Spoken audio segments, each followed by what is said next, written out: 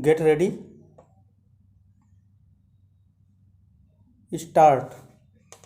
Mr. Deputy Chairman, Sir, our railway system is the largest in Asia and the fourth biggest perhaps in the whole world, employing about 20 lakhs of people.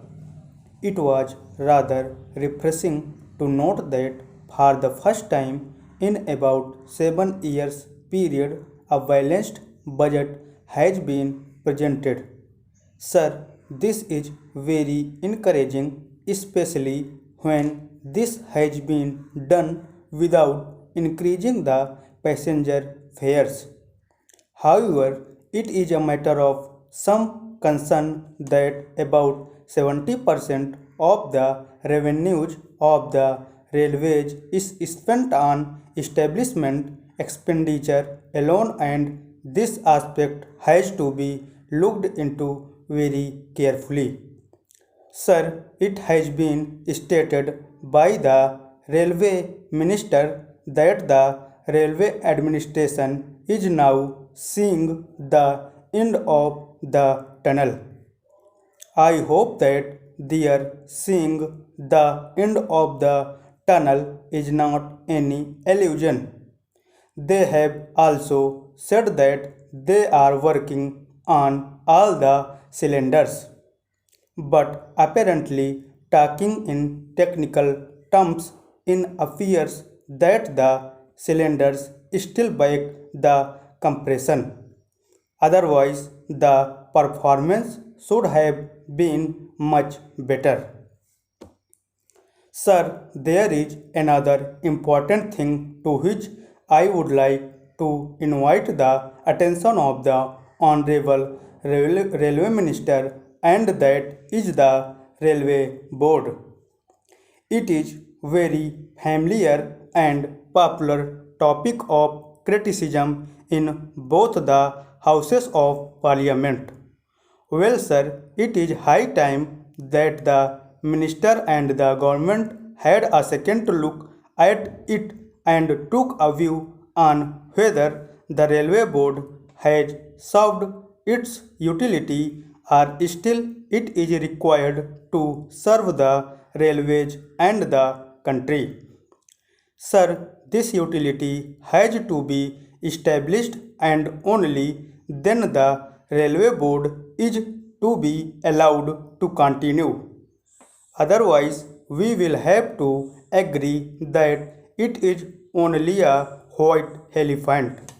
Sir, let us hope that these encouraging financial results will continue to be encouraging till the end of the year, although the railway financial authorities have not taken into consideration that impact of the additional dearness allowances which may have to be paid to the railway employees during the year, and if this is done, I am sure that the surplus that this budget has attempted to bring about will be upset and the whole working will be imbalanced and we will end up with a deficit budget at the end of the year. However, I am not very much disappointed about this matter because the railways have been rather conservative in making their estimates of earning from freight and passengers traffic, and if our hopes of getting additional revenue materialize, I hope it would be possible to provide adequate caution for the payment of the increased dearness allowance which may be given to the railway employees in due course. Sir, for improving the image and the working results of the railways, they will have to work very hard. It is too early to expect that the budget will not have any inflationary impact at all.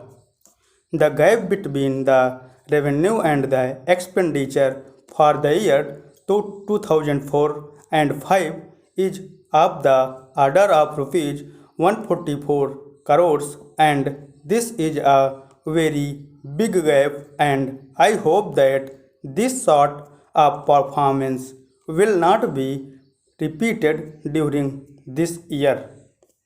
As things stand today, and if past performance is any indication, the prospect of any striking improvement in the efficiency and productivity of the railways is still very doubtful.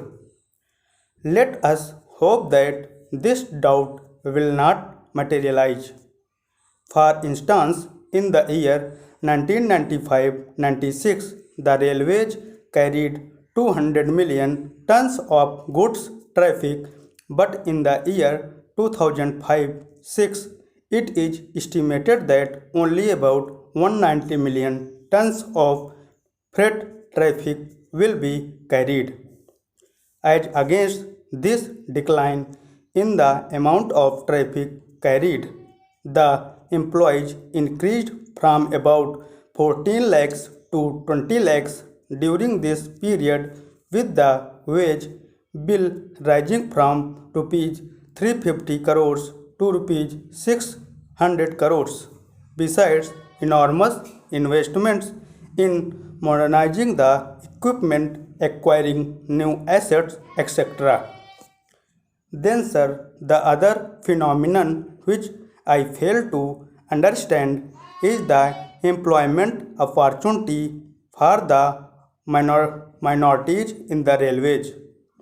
The minorities used to form a very appreciable percentage of the total, work out a percentage for them. No doubt, sir, the Honorable Minister of State for Railways carries a lot of weight in the railway administration, but this weight is not at all balanced by a decrease in the employment opportunities for the minority communities. Sir, another important factor which I would like to mention is that efficient maintenance is the backbone of any transport system.